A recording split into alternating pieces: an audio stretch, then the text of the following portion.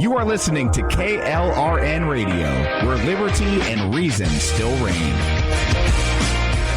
Hi, I'm Jay Farner, CEO of Quicken Loans, America's largest mortgage lender. Spring will be here soon, so if buying a new home is on your to-do list, right now is the time to call Quicken Loans. Learn about which mortgage options make sense for you and get a jump on your competition. With our exclusive Rate Shield approval, the low rate you lock today is protected for up to 90 days while you shop for your new home. With a Rate Shield approval, if rates go up, your low rate stays locked. But if rates go down, you get that new, even lower rate. Either way, you win. Talk to us today at 800-QUICKEN or go to rocketmortgage.com to take advantage. Here's another great reason to work with us. For a record 9 years in a row, J.D. Power has ranked Quicken Loans highest in the nation in customer satisfaction for primary mortgage origination. Again, to lock in today's low mortgage interest rate and get the security of our exclusive Rate Shield approval, call us today at 800-QUICKEN or go to rocketmortgage.com. For J.D. Power award information, visit jdpower.com. Rate Shield approval only valid on certain 30-year fixed-rate loans. Call for cost information and conditions. Equal housing lender. License in all 50 states. NMLS number 3030. Hi, welcome to this Subway ad for the new Sesame Ginger Glazed Chicken Signature Wrap. How would you like it? I'll take a... Sports announcer at home? Yeah, how'd you... We just know. My wife picks up the new Signature Wrap. It's got double the rotisserie-style chicken mixed with a sesame ginger glaze. She appears annoyed at me, but she shrugs it off. Those sweet and savory flavors are calling her name. She lifts the wrap and she takes the bite! Incredible! And now she's closing the door on my... Subway, make it what you want. Limited time only at participating restaurants. Double meat basement, average 6-inch sub. I'm little teapot, short and stout. Here is my handle and here is my spout. No, Dad, like this. When I get all steamed up, then I shout, tip me over and pour me out. This is WWE superstar Roman Reigns. It only takes a moment to make a moment. Take time to be a dad today. Visit fatherhood.gov, brought to you by the U.S. Department of Health and Human Services and the Ad Council. KLRN Radio has advertising rates available. We have rates to fit almost any budget. Contact us at advertising@klrnradio.com.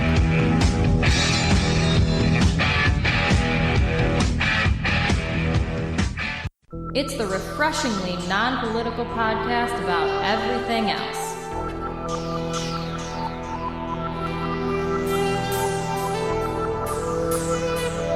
I'm Alan Ray, and I do this for free.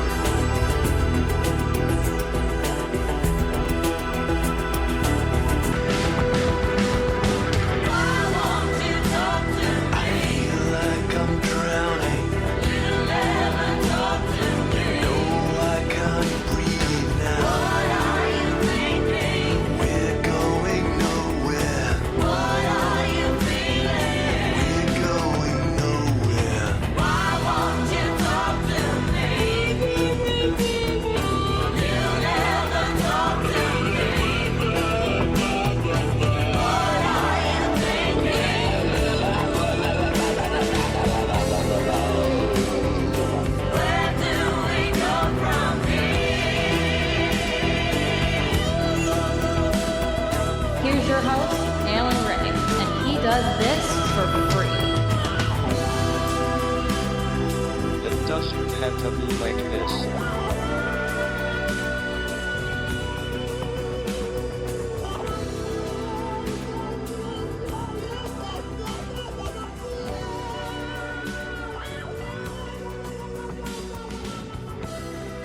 All we need to do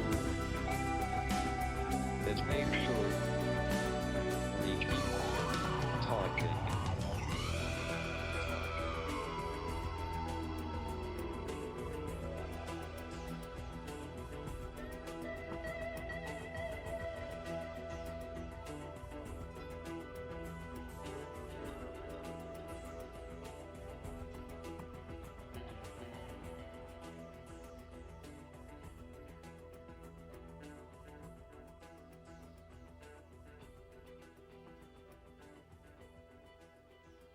November sucks, and I've never quite got the hang of it. On the refreshingly non-political podcast about everything else, and I do this for free. Stay tuned.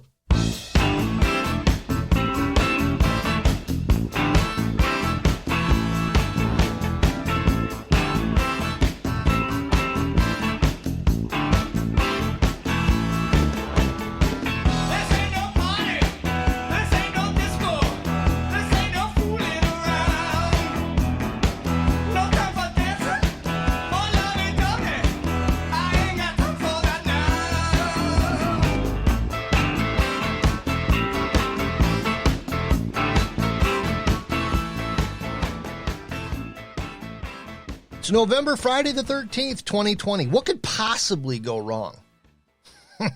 As I look out the window, expecting to see a meteorite heading towards my house, I've never gotten a hang of November. November is one of those transition months. And now I have to back up just a little bit. We have just come off of about 10 days of unusually beautiful weather. It's almost like we all decided in Michigan to, hey, let's go to Florida for a week. But Florida came to us. It's been like in the 70s, absolutely gorgeous. Last weekend, I worked myself into the ground, just doing all those little things that, I mostly got the compound pretty much ready for winter, but it's just all the little things. It's like, I want to cut the shrubbery down so I can see farther out into the fields, and I want to do this, I want to do that. Yeah, I did all that stuff last weekend. And throughout the week, it was pretty nice. And then all of a sudden, it just all went to crap. Now it's cold, and it's supposed to, by tomorrow, it's supposed to be raining and nasty and typical Michigan November weather. You don't know what you're going to get. And I've never really gotten the hang of November. It's just, September, October is fall. The leaves start turning. It's beautiful. It's like you're on a different planet in this state. I do things like run crazy half marathons on a trail that damaged me for 2 to 3 weeks afterwards, now that I can finally run again.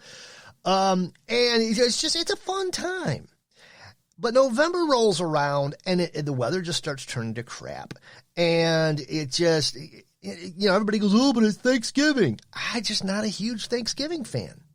I'm sorry. I mean, it's okay. I like to see my family again and stuff like that, but I'm not that huge of a food person. And if you've seen me, you'd know why, because I'm fairly a skinny guy. One plate at Thanksgiving, I'm good. Maybe 3 or 4 hours later, 2 hours later, I come back and get me a turkey sandwich or something. It's nice. It's quaint. It's different. But I don't live for it. We'll put it that way. I just don't. So, Thanksgiving aside, which this year is kind of cool because my job came out and said, hey, because you guys have worked so good and pushed so hard and gotten us through the summer and through a lot of the shutdown and stuff like that, we're giving you extra vacation days, extra holidays. So I'm getting like a 5-day weekend. Not going to complain about that. But still, November's one of the, it just kind of gets me down. It's the end of the good part of the year, and we're rolling into the long, cold winters, and everything starts looking dead. Leaves are off the trees, and when you look out your window, it looks like a hellscape. Everything is just blah, dark brown, eerie, just nasty. And I'm not alone in this thinking. I thought maybe I was. But, lo and behold, theodysseyonline.com, I was just like, I just Googled reasons November sucks. And this just like popped right up. I was like, this person's my spirit animal. And it comes up with 9 reasons November sucks. And I'm going to read these to you. Number 1, Halloween is over. Everyone gets so excited about Halloween. And it's hard to face the reality when it's over. Whether you're a kid in a costume collecting candy from neighbors or an adult sampling a cauldron of witch's brew at a party, Halloween is one of the best holidays to go have fun. But when when Halloween is over, that's the end of October, November rolls in. November marks the end of all those fun and games.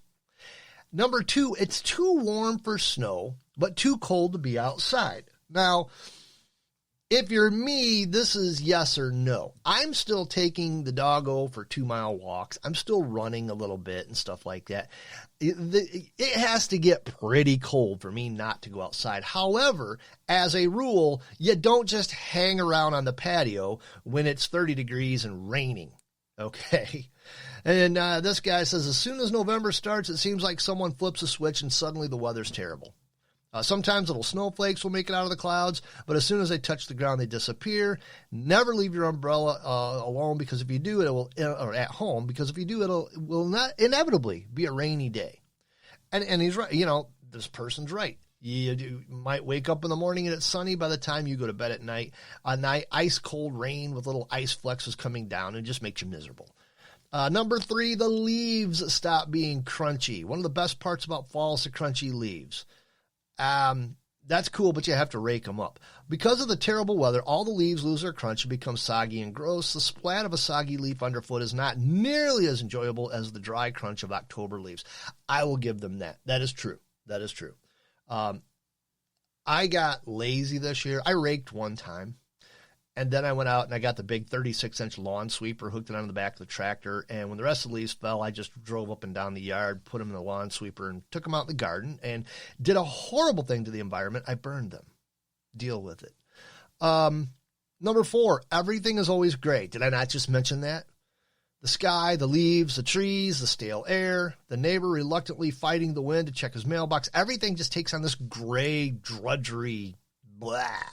The drudgery of it all has your soul on the brink of turning gray itself. When the sun finally does peek out, you will inevitably be unable to enjoy it. Your skin will have to wait a little longer for that much-needed vitamin D. That is a problem. Seasonal depression starts rearing its ugly head. I do not experience seasonal depression anymore.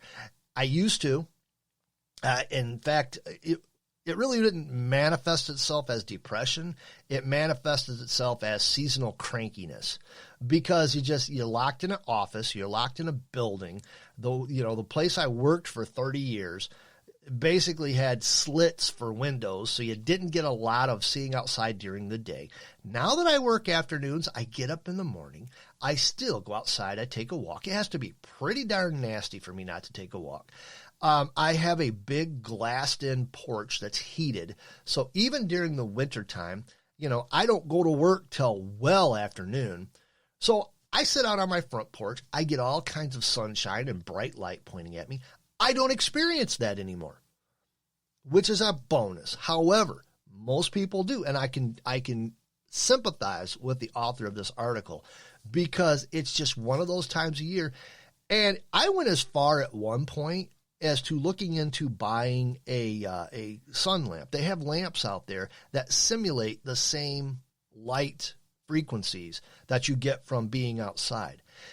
Look into those if you start suffering from seasonal depression, because a lot of it is just you're not getting that light that we need so very badly. I make it a point to get myself outside, to get myself into the fresh air. I think that is one of the reasons that I have stayed completely healthy through all of this craziness and pandemic. Number 5, panic sets in because there's only a month left in the semester. If you're a college student, school student, the threat of the end of a semester becomes real in November. With the good vibes from Halloween, students are able to coast for about 2 weeks, and then they suddenly realize it's the middle of November and finals are a month away. Now, procrastinated assignments start surfacing, and no matter how much time you have, the mountain of work never seems to go away. Now, take that and move it to the corporate setting. Move it to, if you're an office jockey like I was for the last 10 years before I got out of the business, all of a sudden, all of these end-of-the-year promotions, end-of-the-year deadlines, you got all this stuff you got to do, inventories, blah, blah, blah. Just all of that stuff just all of a sudden starts, we got to do this, got to do that, got to do that. Oh. No, just bad. And it all boils down to you just looking forward to getting out of there for Christmas. Anyways, 6, a diet is in order so you can enjoy the holidays. Because Christmas is just around the corner, you realize you need to lay off the leftover Halloween candy to make room for the coming of Christmas cookies. You mentally prepare yourself by thinking, I will start going to the gym, eating healthy, and drinking less. If you are lucky, this lasts for all of 1 week, which is probably longer than your last New Year's resolution lasted, so that's a bonus. So yeah, you have to think about dieting down. You have to think about, getting up and doing some exercise. Kids, just to chase a rabbit, don't diet. I'm going to throw that out there. Never diet. I hear these people going, I'm doing this diet, I'm doing that diet. Okay. Diets mean there is a beginning and an end. Your best bet is to scientifically weigh yourself, get your body mass index, figure out your calorie intake for the day, And then take that calorie intake, lower it by 200 calories, and make that your target for what you eat in a day.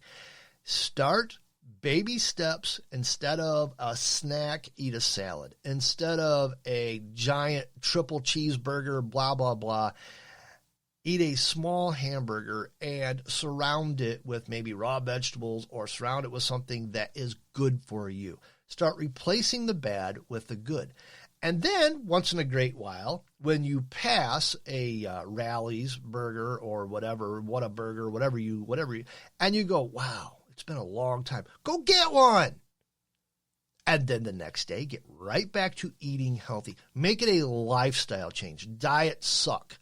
Lifestyle changes allow you to, over time, become healthy, slimmer, better, and then when these morons at work keep piling up all of these goodies on your counter and you're going, oh, Lord, please take these things away. It's not going to kill you if you have a couple of cookies, if you have a brownie, if you have an extra slice of turkey.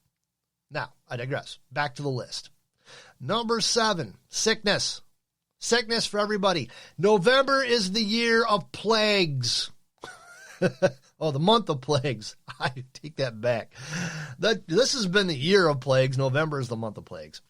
The changing of the weather really messes with our immune systems.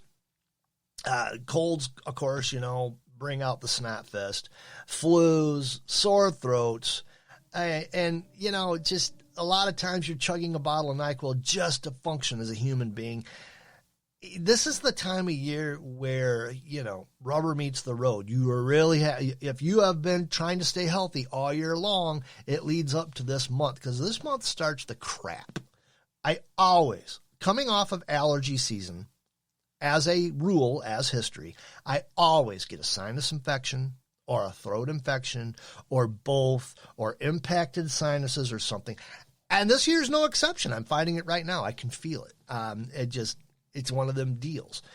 It's a fact of life. Now, am I going to go to the doctor for it? No, because the first thing they're going to do is go, oh, you got the Rona.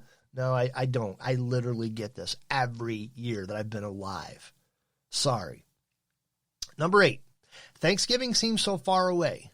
The need for Thanksgiving break is real. The dreariness of November is only broken by Thanksgiving. Not because the weather gets any better, but because you get to gorge yourself on good food and take a little break from the stresses of life. There again, I'm not a huge Thanksgiving fan. I'm thankful 365 days a year.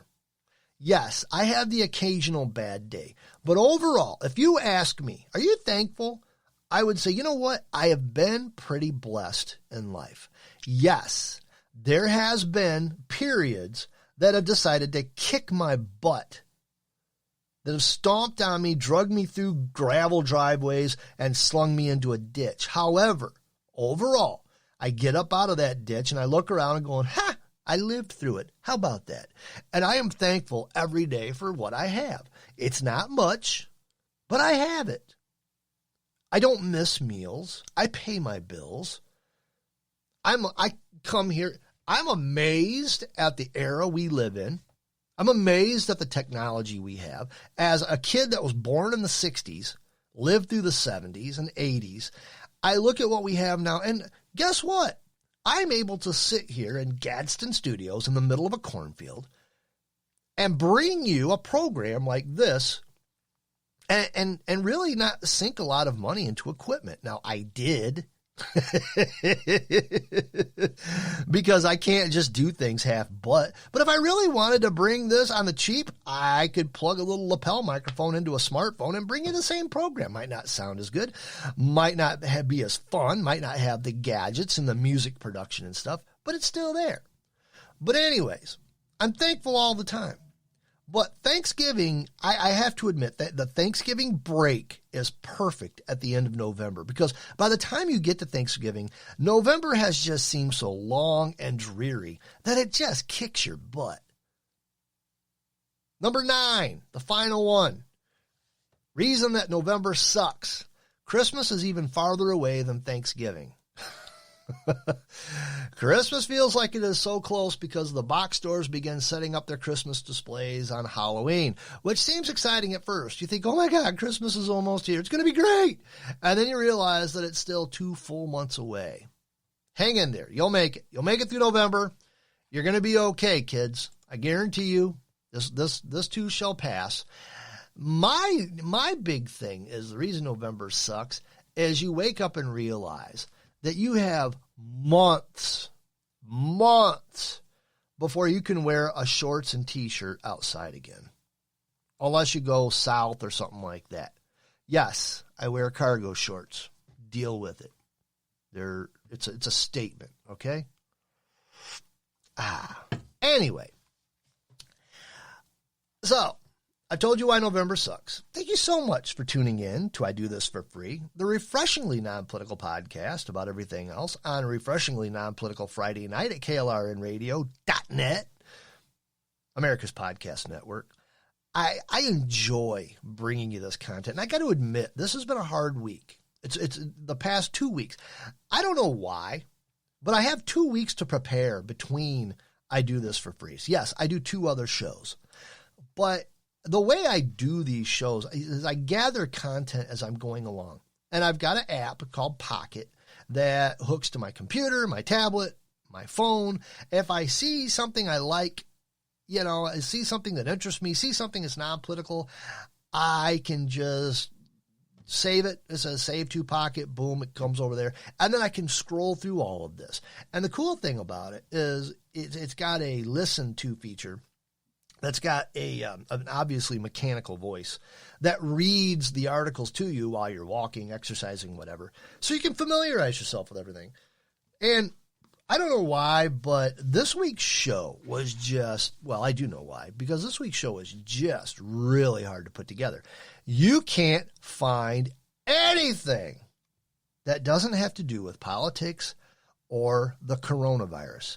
And quite frankly, people, I don't want to talk about either one today. I'm tired of it. I'm over it. If it happens, it happens. I'm going to take a little refreshing break.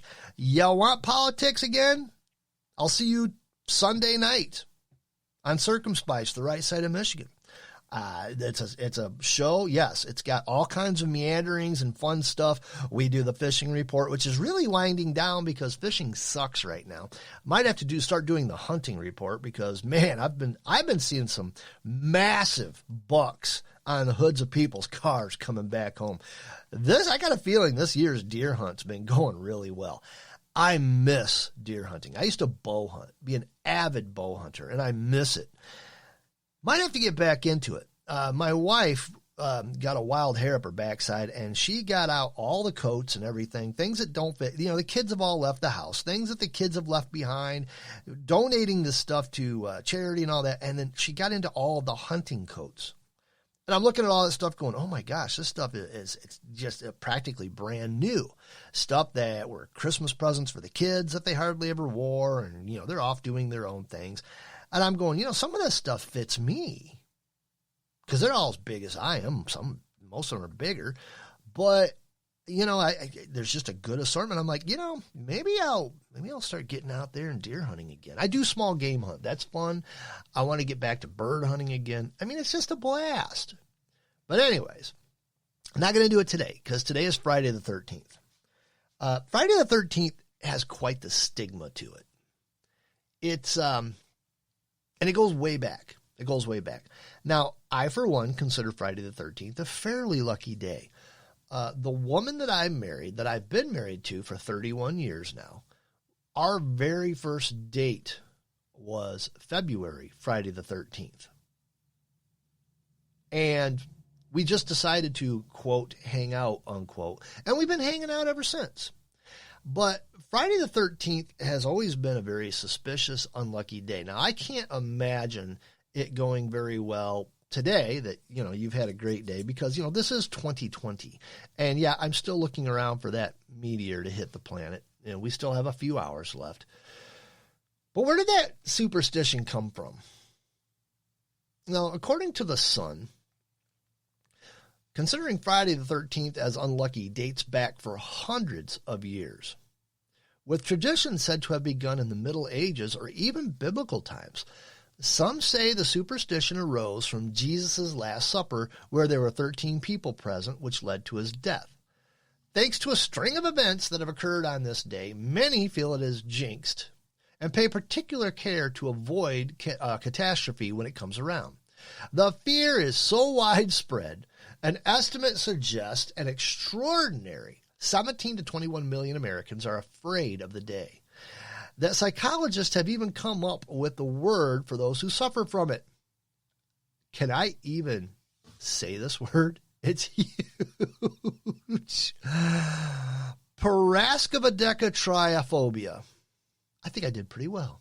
Paraskevidekatriophobia is the fear of Friday the 13th. Now, it is Friday the 13th.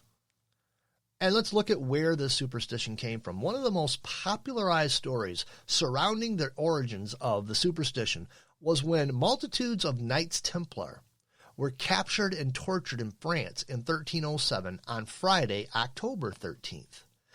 In his Canterbury Tales, Geoffrey Chaucer also referred to the unlucky day, saying that starting a journey or a project on a Friday is bad luck. And according to Thomas Frenzler, a University of Delaware professor, the fear of the number 13 comes from it following 12, which is seen as a more safe number. 12 is seen as more of a complete number, as there were 12 apostles and we have 12 months and 12 zodiac signs. As a result, the fear of the number 13, many buildings and hotels, such as the Carlton in London, skip having the 13th floor entirely. The number 13 is also often associated with witchcraft, as it is deemed a number of witches used seen to form a coven. Also, French Philip IV would torture victims on Friday the 13th. Likewise, in Britain, many public hangings took place on this day. So yes, Friday the 13th is bad. Okay.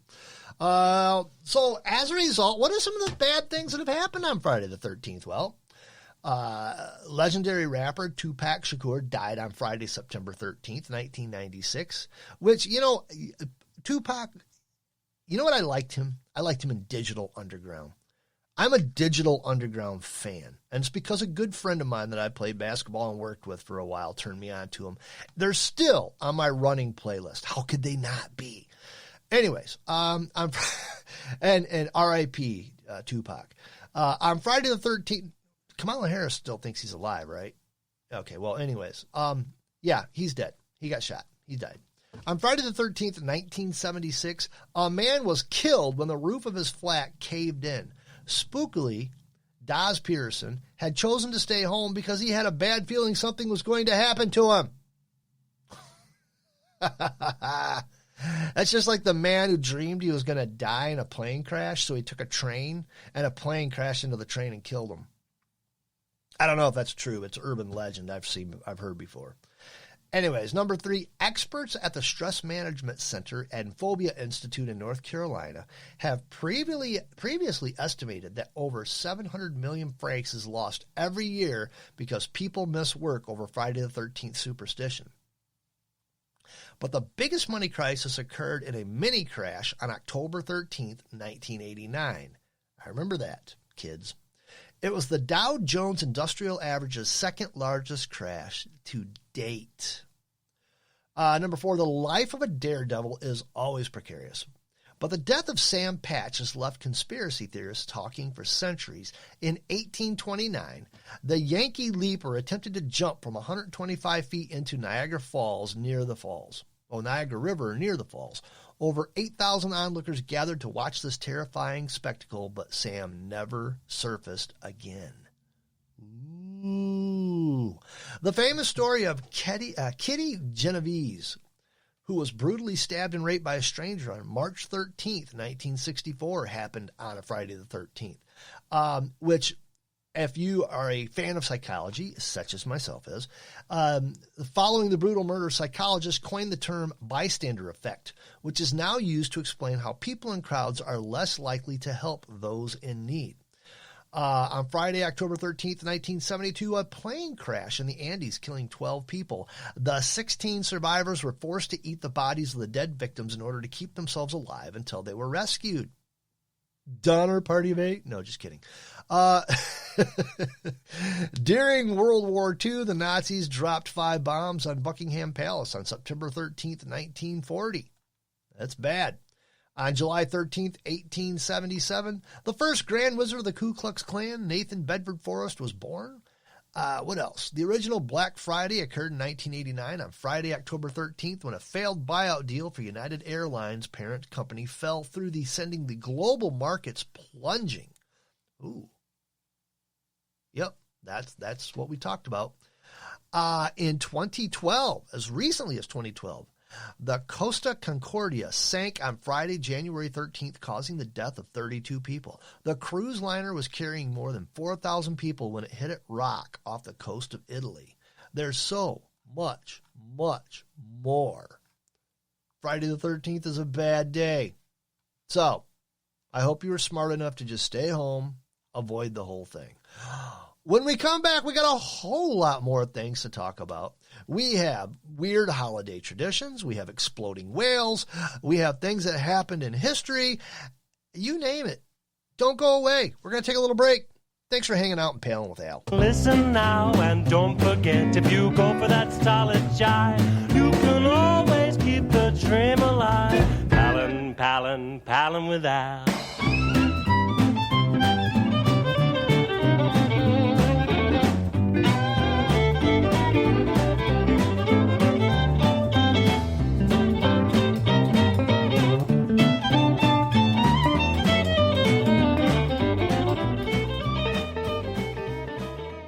My son was in the Army back during Desert Storm, but even then he wanted an MBA. He looked at a dozen schools, but only one offered the online education and flexibility he needed while he was in a tent in Iraq. Grantham University. Turns out that Grantham's been delivering affordable, relevant college and advanced degrees for over 65 years. Heck, if they can deliver a quality education to a soldier in a tent overseas, think about the flexibility Grantham can offer you so you can earn your degree too. It doesn't matter how complicated or full your life is. If getting a degree is on your bucket list, you'll want to do what my son did. You'll want to call Grantham. Find out how easy it is to get started on your education so you can check that college degree off your bucket list. Call Grantham right now, 800-910-1370. That's 800-910-1370. Flexible, affordable, relevant. Call 800-910-1370.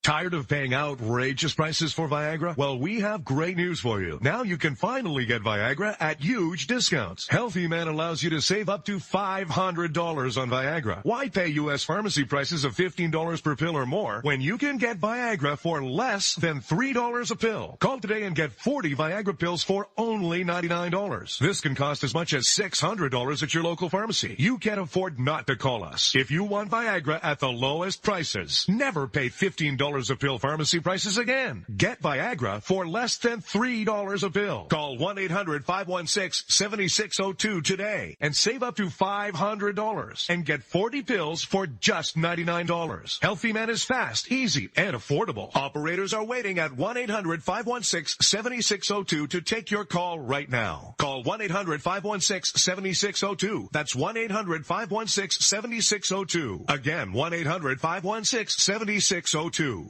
Attention business owners and independent contractors. This is a money-saving message from Tax Mediation Services. If your business owes $20,000 or more in taxes, we can help you today, right now. Listen, dealing with the IRS is no picnic. It's an intimidating and extremely stressful process, and you don't want to go it alone. Our attorneys know every law, every tax break, and every possible opportunity to help you resolve and reduce your tax debt. And if you owe more than $20,000, $20,000, you may be at the top of their hit list. So don't take your tax debt lightly, because it will not go away on its own. The IRS can seize your bank accounts, your home, and even shut down your business. Call our tax experts today at 1-800-783-0810 and let us deal with the IRS while you focus on your business. That's 1-800-783-0810. Again, that's 800-783-0810.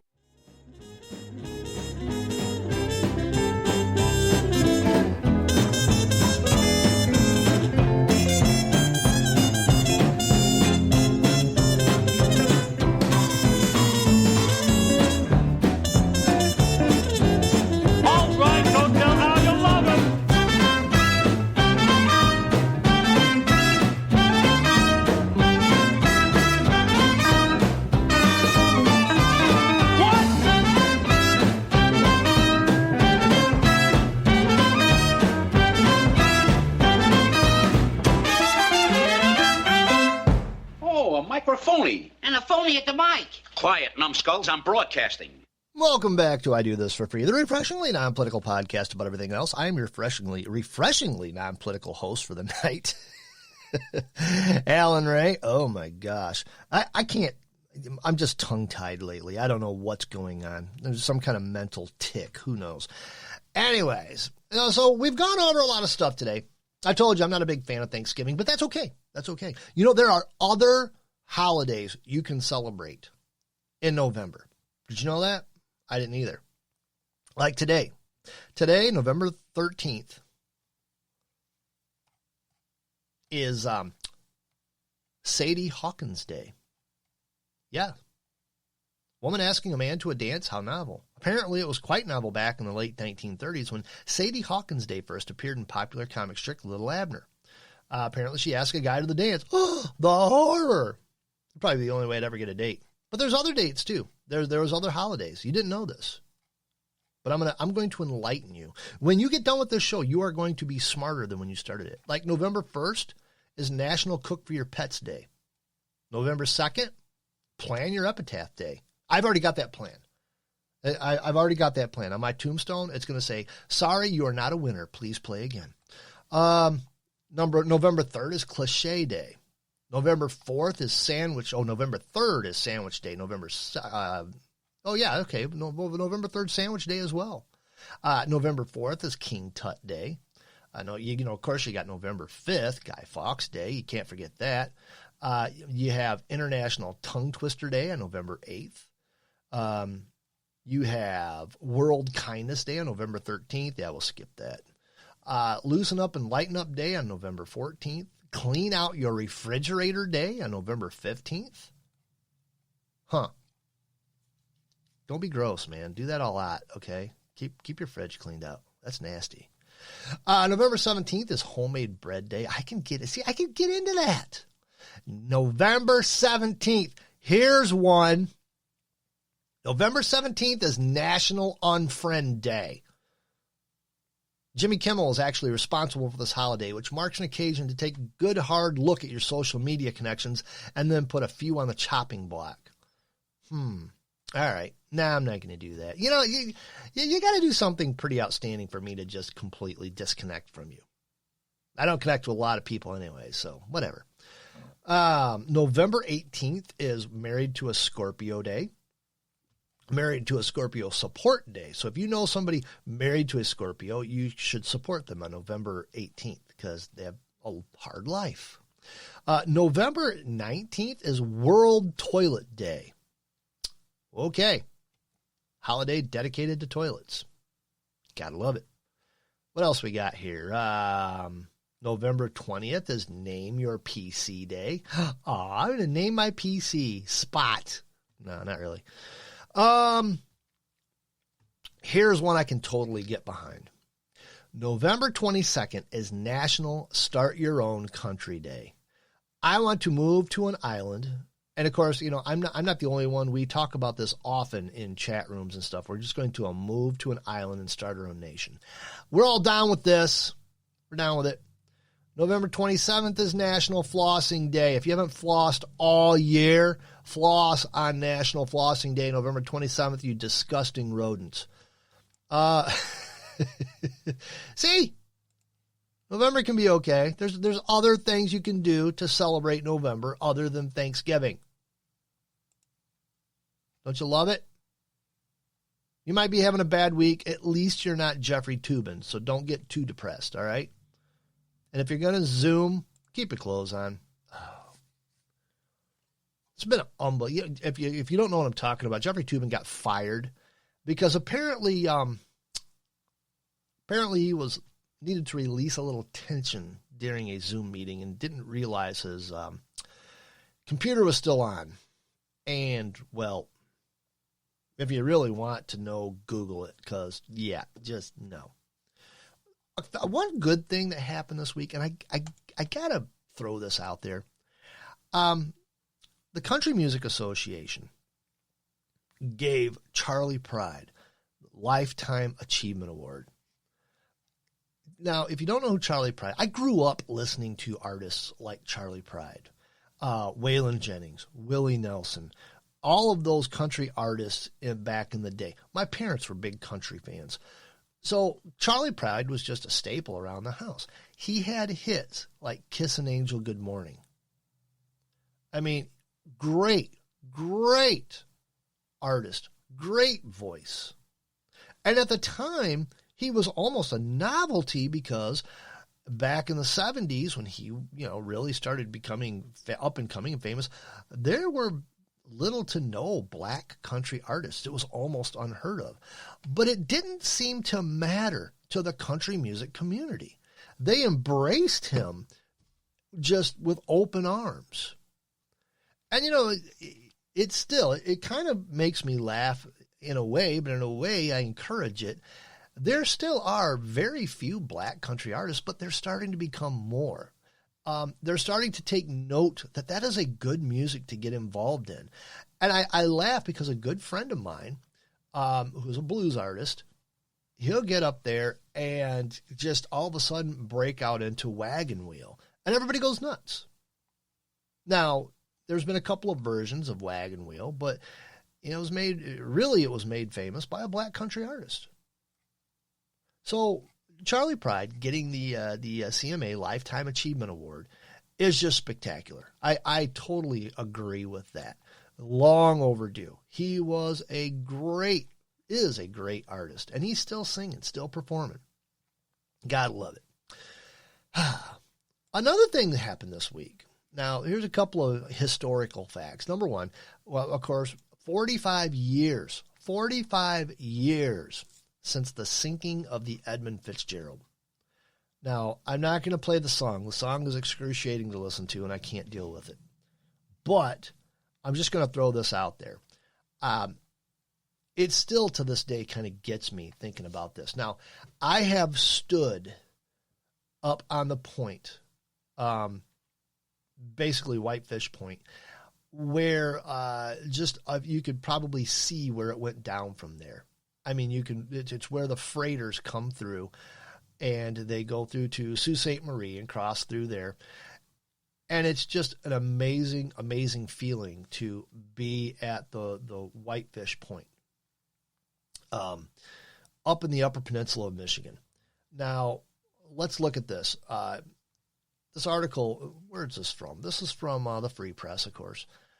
29 men who died when the Edmund Fitzgerald sank 45 years ago are being memorialized this week throughout the Midwest in events from Detroit to Whitefish Point to Two Harbors, Minnesota. The Reverend Jeffrey M. Hubbard, rector of the Mariners Church of Detroit, said so many Michiganders still remember the Fitz out of thousands of Great Lakes shipwrecks because the story is part of our collective consciousness.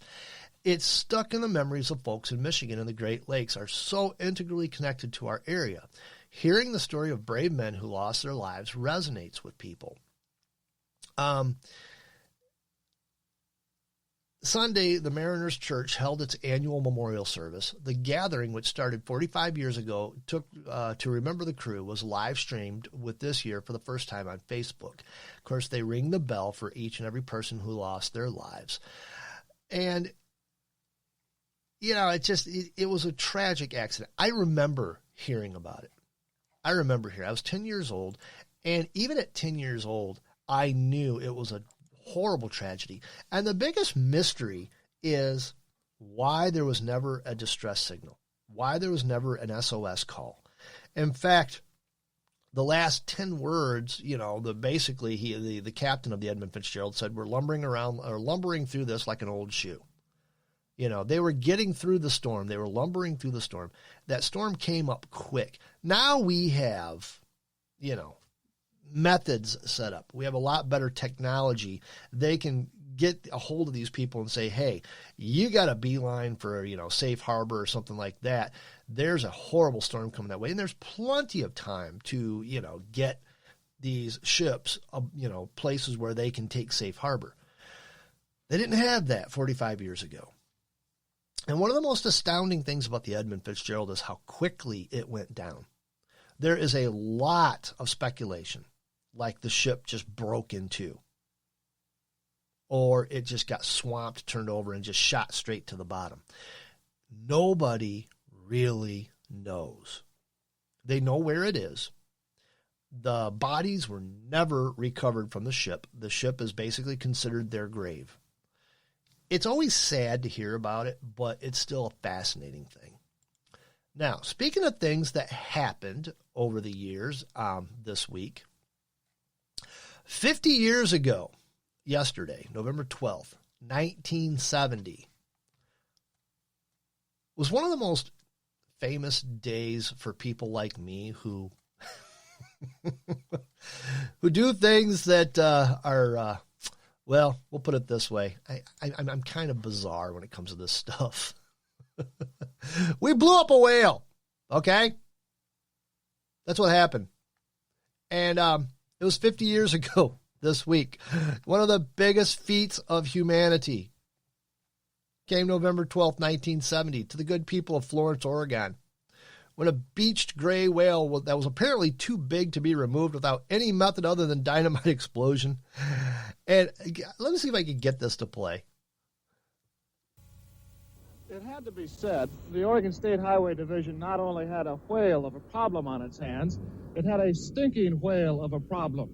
What to do with one 45-foot, 8-ton whale dead on arrival on the beach near Florence. It had been so long since a whale had washed up in Lane County, nobody could remember how to get rid of one. In selecting its battle plan, the Highway Division decided the carcass couldn't be buried because it might soon be uncovered. It couldn't be cut up and then buried because nobody wanted to cut it up, and it couldn't be burned. So dynamite it was, some 20 cases or a half-ton of it. The hope was that the long-dead Pacific gray whale would be almost disintegrated by the blast, and that any small pieces still around after the explosion would be taken care of by seagulls and other scavengers. Indeed, the seagulls had been standing nearby all day. As everything was being made ready, we asked George Thornton, the highway engineer in charge of the project, for his final observation. Well, I'm confident that it'll work. The only thing is we're not sure just exactly how much explosives it'll take to disintegrate this thing so the scavengers, seagulls, and crabs and whatnot can clean it up. Is there any chance it might be more than a one-day job? If there's any large chunks left, and we may have to do some other cleanup, possibly set another charge. The dynamite was buried primarily on the leeward side of the big mammal, so as most of the remains would be blown toward the sea. About 75 bystanders, most of them residents who had first found the whale to be an object of curiosity before they tired of its smell, were moved back a quarter of a mile away. The sand dunes there were covered with spectators and land lubber newsmen, shortly to become land blubber newsmen, for the blast blasted blubber beyond all believable bounds. Now they're counting it down. This explosion just gets me every time. Here it goes.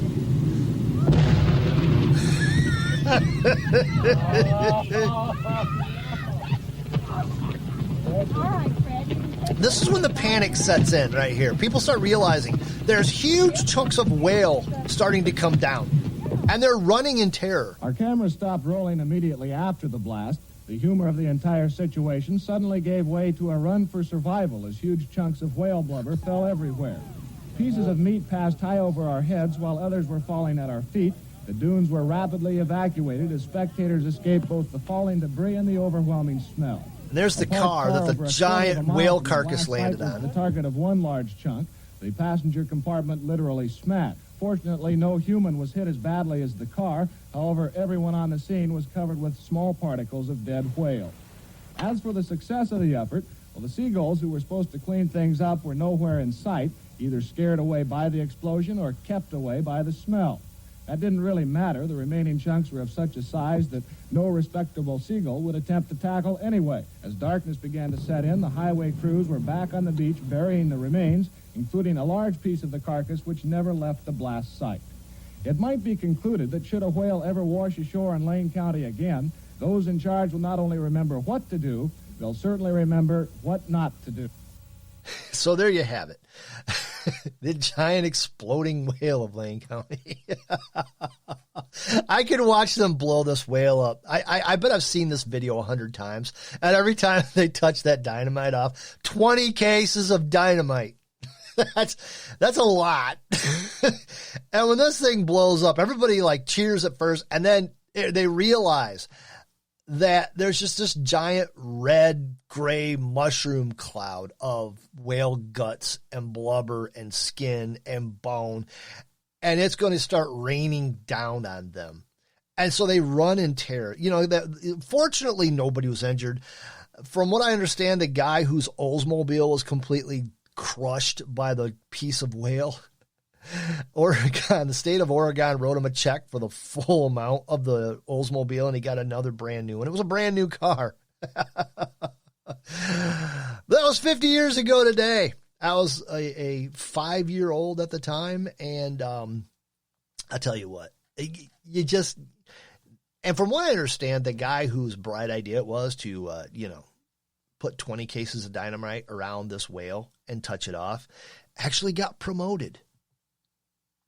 I guess they figured, you know what, let's just keep him away from the dynamite, make him a boss, and get him up over the top of all this stuff so he doesn't cause any more trouble.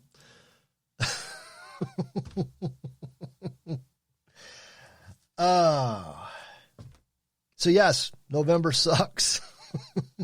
Just stay away from beached whales if they're blowing them up, folks. That's all I can tell you. There's something wrong with us. Something very, very wrong with us. Yes, there is. One more little list before we go. I know we're inevitably heading headlong into Thanksgiving. And I know there's traditions around Thanksgiving that, well, everybody has their own, and hopefully you have some good ones. I ran across the 11 weirdest Thanksgiving traditions ever. You know, as I just pointed out, there's something wrong with us. Something very, very wrong with us if you really stop and think about it. You know, 2,000 years from now, they'll dig up our remains and they'll ask themselves, what in the world were these people thinking? Yeah, and I often wonder, you know, every time we come across a site, an archaeological site, we dig something up and go, oh, this must be where they worshipped things. How do you know?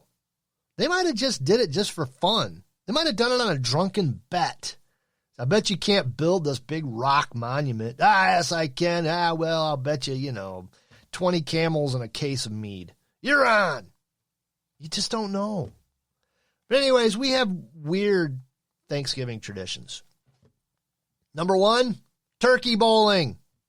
Forget bowling balls and bowl with a frozen turkey this Thanksgiving using soda or water bottles as makeshift pins. This hilarious tradition started in 1988 at Lucky's Grocery Shop in Newport Beach, where the bowling took place in the alleys of the store. Apparently, somebody dropped a turkey and it slid, knocked over a bottle of water, and one of the workers got the bright idea to, hey, those things glide pretty good on this floor, so let's see if we can bowl with them. He immediately became the head of a national turkey bowling league and is to this day. Another weird tradition, turducken. When a turkey isn't enough, try a turducken. What's a turducken, you ask? It's a deboned chicken stuffed into a deboned duck, which is then stuffed into a deboned turkey. So you have chicken, duck, and turkey all in one giant, big meat package. In San Francisco, a lot of times they don't do turkey on Thanksgiving Day because Thanksgiving normally marks the beginning of Dungeness crab season. So there's no better way to celebrate than with crab. I could get into that. I don't necessarily need to. Lobster for Thanksgiving. I think I want to start my own new tradition. Anyways, North Tech pie throwing contest at North Technical High School in Florissant, Missouri. Thanksgiving marks an annual pie throwing event where students get to launch pies at the faculty and administration. Seems like something the whole world could get into. I could. The annual turkey trot. Now, as a runner, I can honestly say I have never done a Thanksgiving turkey trot. I probably should, but I probably won't because it's a day off, and usually I'm either coming off of a show the night before, which I have no gigs. I'm not going to do a gig for a while, but I usually come off stage, the night. Most people don't know it, but the night before Thanksgiving is one of the biggest bar nights of the year, and if you play in a band, you get hired, and they usually pay you a ridiculous amount of money. Second highest pay compared to New Year's Eve parties. Anyways, turkey trots are generally held before Thanksgiving, involve getting dressed up as a turkey and doing a 3 to 5 mile run, normally for charity. Great way to shed some exercise, shed some excess calories pre-feasting. It's not a bad idea. Probably should do it. Not going to. Turkey eating competitions. This is kind of gross. Few brave folks get together before Thanksgiving to stretch their stomachs at various turkey eating competitions across the U.S. Normally, the event will involve eating as much as possible a can of 20-pound. Oh, wait a minute. Normally, the event will involve eating as much as possibly can of a 20-pound turkey in a limited amount of time. Yeah, gosh. Joey Chestnut currently holds the title, managing to gobble down 9 pounds of turkey in just 10 minutes. That's gross. Speaking of exploding things, in Indianapolis, Indiana, some high school athletes started a tradition of dressing turkeys, not live ones, don't worry, in baby onesies, lighting them on fire and throwing them across a football field to see whose turkey could fly the farthest. Shocker, they're still doing it to this day. I want to get in on that. And, of course, Black Friday, it used to just be the Friday after Thanksgiving, which I've always found just bizarre. On Thursday, everybody gathers around a table and they give thanks for things they're so blessed about. And then the next morning they get up and they beat each other into oblivion trying to get in and save $5 on a sale. I don't do Black Fridays. I don't. Maybe I will do them online because that's kind of cool. I went with my wife one year. I got up early in the morning and went with her on a Black Friday shopping spree. Never ever again will I do that. Holy crap. It was ridiculous. I was disgusted. I was like, there's no hope for humanity. We're doomed. Please, sweet meteor of death, hit the planet now. And I've never been again. But that's a weird tradition we have. Of course, there's things like, I don't know where they get this stuff from. Walking to make room for food. Of course you walk. I walk about 2 to 3 miles. If I'm not running, I'm walking. I walk 2 to 3 miles every day if I'm not running. So there you go. And lastly, and I don't know how much weight this holds, pretending the holiday is American. Sorry to burst your bubble, this article says, but Thanksgiving, the quintessential American holiday, is not actually American. It was first celebrated in Canada 40 years before they did in the States. Now, maybe a day of thanks, but not exactly the reason that we do it. And so there you have it. Strange Thanksgiving traditions. And Canadians, you can't have our holiday. You just go get your own. You have Boxing Day. What is Boxing Day? I always see that. Is this a day, okay, I've had to put up with you through Christmas Eve and Christmas Day. I had to put up with you through Thanksgiving. So let's strap on some boxing gloves and I'm going to smash your face. I don't know what Boxing Day is. Is it that kind of boxing, or do you just put things in a box just because you're weird? I guess I'll have to do some research on it. I'm Alan Ray. This has been the refreshingly non-political podcast about everything else I do this for free. Stay tuned for Juxtaposition on America's Podcast Network, KLRNRadio.net. We'll talk again soon.